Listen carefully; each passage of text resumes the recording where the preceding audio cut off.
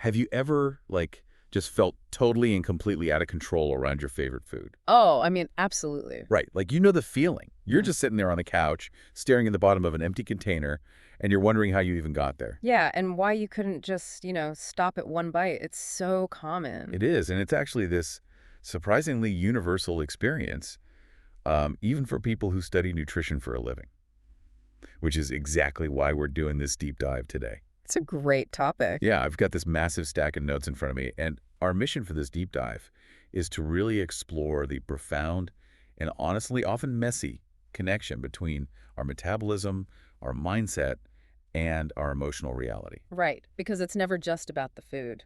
Exactly. Mm. We are pulling all of this from a deeply personal narrative. It's a book by Mihaela Telekin called Make Peace with Fat.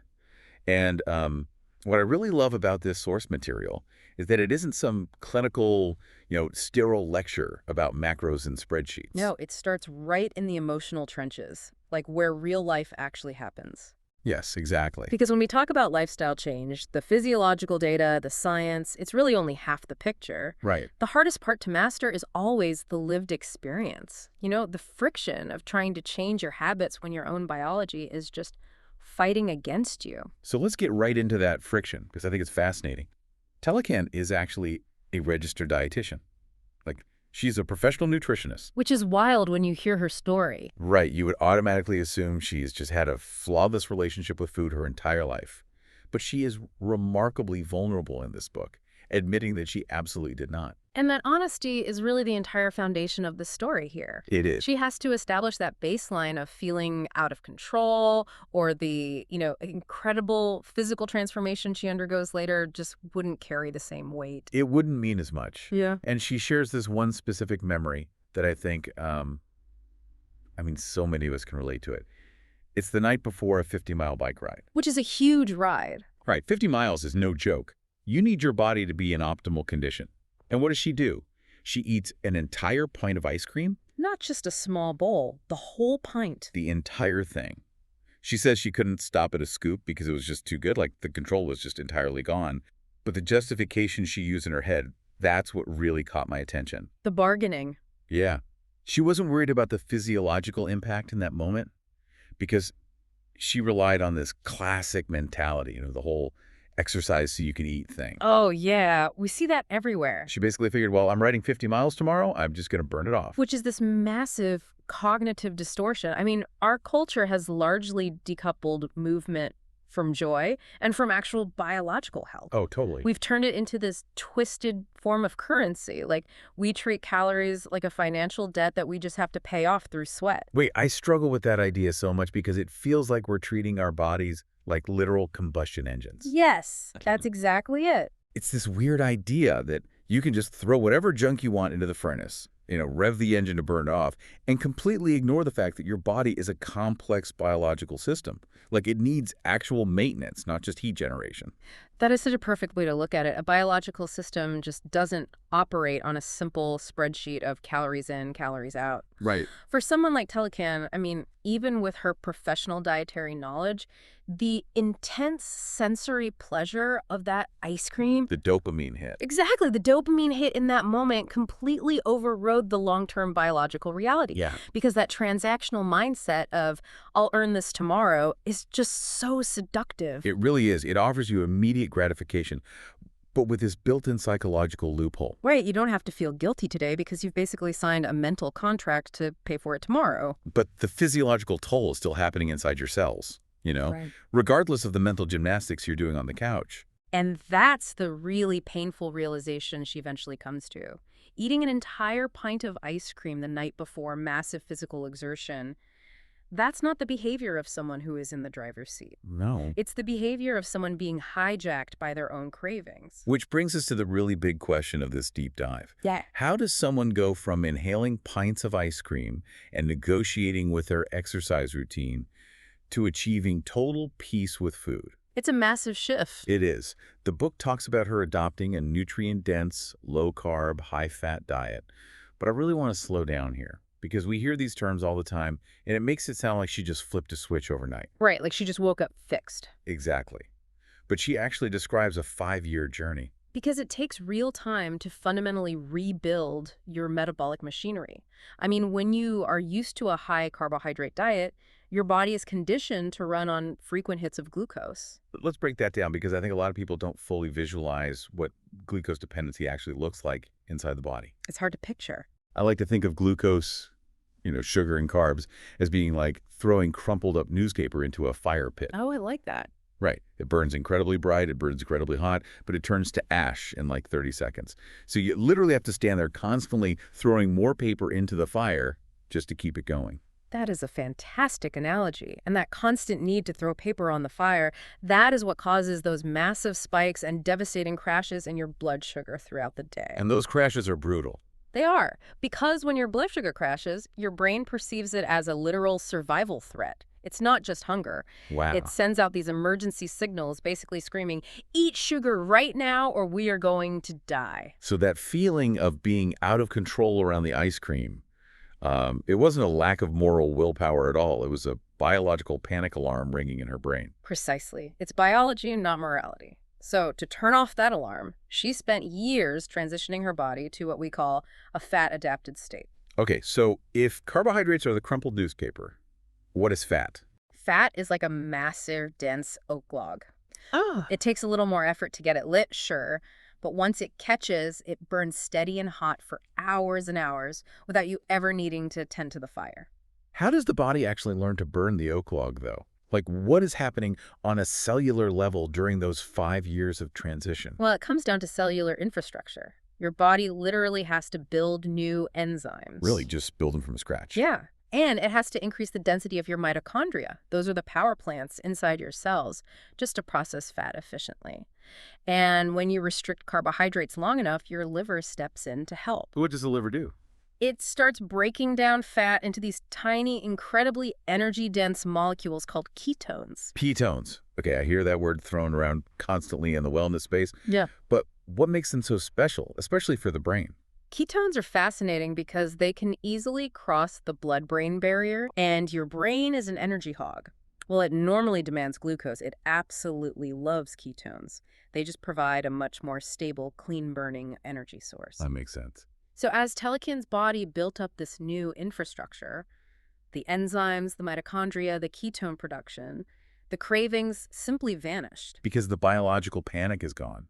She has this steady burn of the oak log, so the brain never has to hit the emergency alarm for quick sugar. Exactly. She suddenly feels this complete control over food without ever feeling deprived. And that allows her to develop the healthiest relationship with eating she can ever remember having.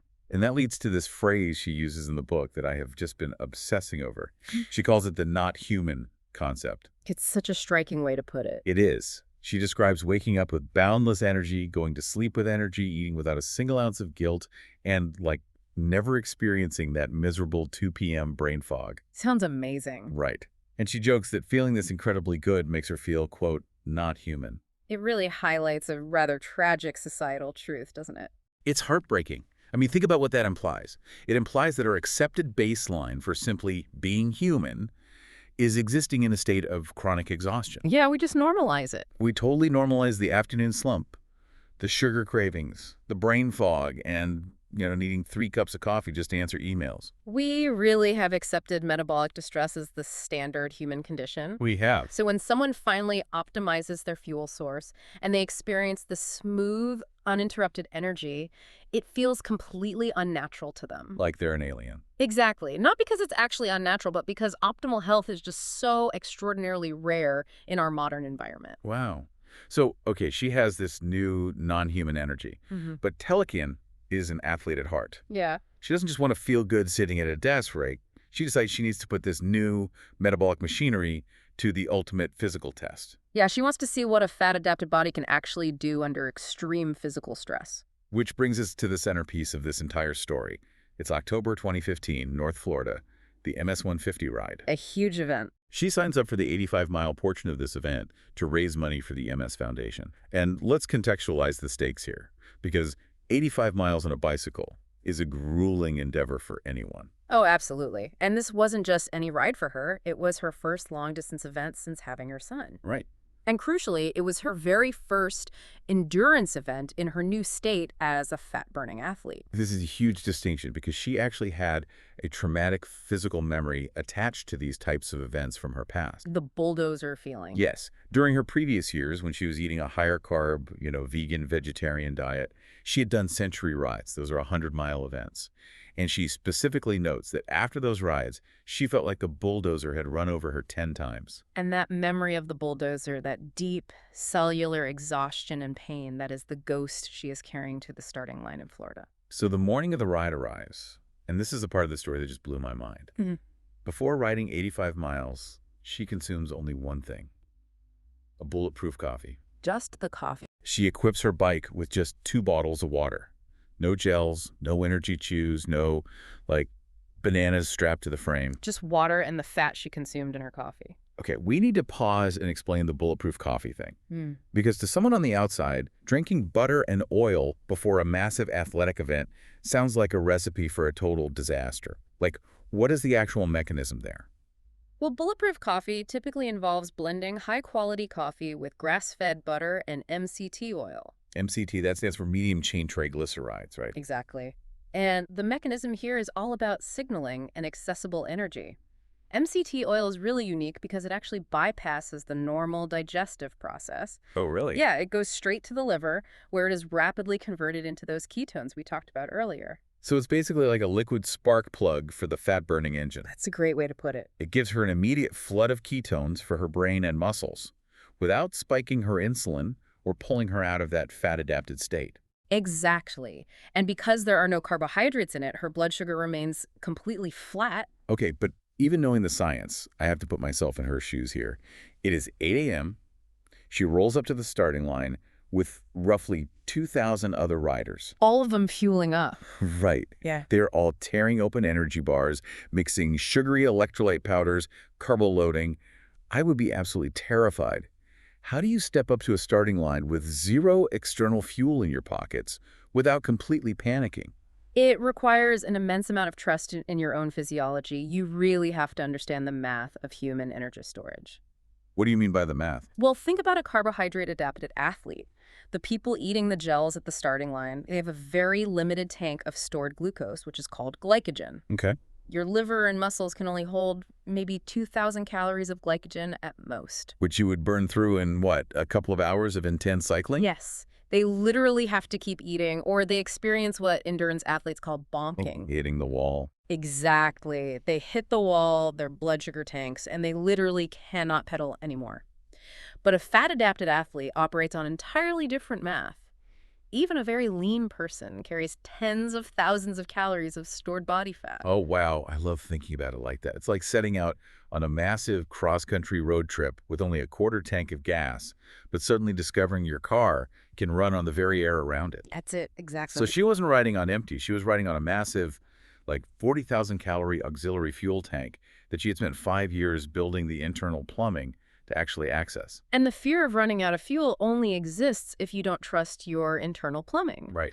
But through her training, she had already proven to herself that she could hit mile 50 without needing a break. The real unknown, the true experiment, began after mile 50. And that's where the narrative shifts from this physical challenge to this profound psychological experiment. As she crosses that 50-mile mark, she writes about how she suddenly became an outside observer of her own body. Like a scientist. Yeah. She treated herself like a clinical case study. She starts having this fascinating internal monologue. She's pedaling, and she's basically asking herself, when am I going to get tired? When will the biology actually demand that I stop and eat? Right. Is it actually physiologically possible for a human being to ride 85 miles completely fasted without a single rest? She is literally waiting for the other shoe to drop. She's just waiting for the bulldozer to hit her. But the bulldozer never comes. It doesn't. The result is staggering. She finishes the entire 85 miles in one straight shot. Almost 5 hours on the bike. Unbelievable. Completely fasted, having consumed absolutely nothing but water since that morning coffee. And you really have to pay attention to how she describes her physical state at the finish line. Oh, it's wild. She talks about tuning into the flow, this mental and physical zone of unlimited potential. She has this mantra she repeats during the ride. I can do this it's easy, and it's fun. Such a great mantra. And she finishes feeling completely fresh, almost high from the surreal nature of what she just accomplished. It was her ultimate AHA moment. Yeah. She realized she hadn't just healed her gut or, her relationship with food. She had unlocked her body's ultimate physical potential. It is a remarkable testament to the synergy of human physiology and consciousness. I do want to dig into that synergy, though, because she states in the book, "My thoughts created my reality." Now, I love a good positive mantra. Telling yourself it's easy and it's fun is great. Yeah. But I have to be a little skeptical here. If I ate a giant bowl of pasta strapped on a helmet and tried to positive think my way through 85 miles with no food, I wouldn't find the flow. No, you definitely wouldn't. I would pass out in a ditch on mile 20. So how much of this was truly mind over matter and how much was just her having the metabolic hardware to actually back it up? You are absolutely right to challenge that phrasing because toxic positivity just cannot override fundamental biology. If you lack the enzymes, the mitochondria, and the fat adaptation, your blood sugar will crash, and your brain will shut your muscles down regardless of how many happy mantras you repeat to yourself. So it's not just, believe and achieve. No, the biology has to be prepared. However, endurance sports are incredibly psychological. I mean, even with the right fuel source, fatigue signals still happen. Lactic acid builds up. Doubt still creeps in. Sure. What her mindset did, replacing the fear of exhaustion with genuine clinical curiosity, was act as the key that unlocked the biological potential. I see. Because she became the observer, she didn't panic at the very first sign of exertion. Exactly. She didn't let the ghost of the bulldozer ruin the ride. She wasn't fighting her body anymore. She was finally cooperating with it. That's beautiful. The physiology gave her the capacity to ride 85 miles, but her mindset is what generated that not human feeling of boundless, joyful energy. So bringing this all back to you, the listener, what does an extreme 85-mile fasted bike ride mean for someone listening right now who might, never even own a bicycle? It's a fair question. It is. Because it's really easy to hear a story about elite endurance and think, wow, I'm never doing that, so this doesn't apply to my life at all. But Telecan actually anticipates that, and she is very explicit about it in her conclusion. She wants to make sure the story exists solely to inspire your story. Right. It is absolutely not meant to be a finish line that you compare yourself against. Because we are all on the same overarching journey, right? Of trying to figure out our health, our habits, and our emotional reality.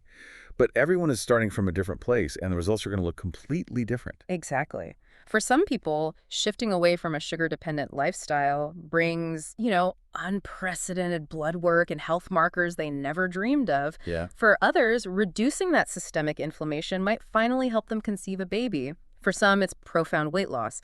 And for others, like Tilakinen, it reveals this entirely unexpected level of athletic performance. You just never know what the journey is going to reveal until you actually commit to the friction of being on it.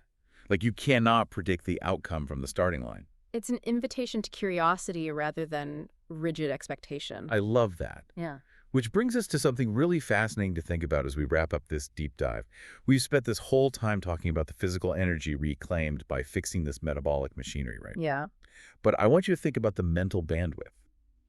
If you aren't spending your entire day internally negotiating with a pint of ice cream or fighting the 2 p.m. brain fog or constantly managing the biological panic of a sugar crash. That's a lot of freed up space. It is. What could you do with all that reclaimed cognitive real estate? If removing that artificial limitation frees up hours of mental clarity every single day, where else in your life, your career, your relationships, your creativity, are you ready to start running on a limitless tank of fuel?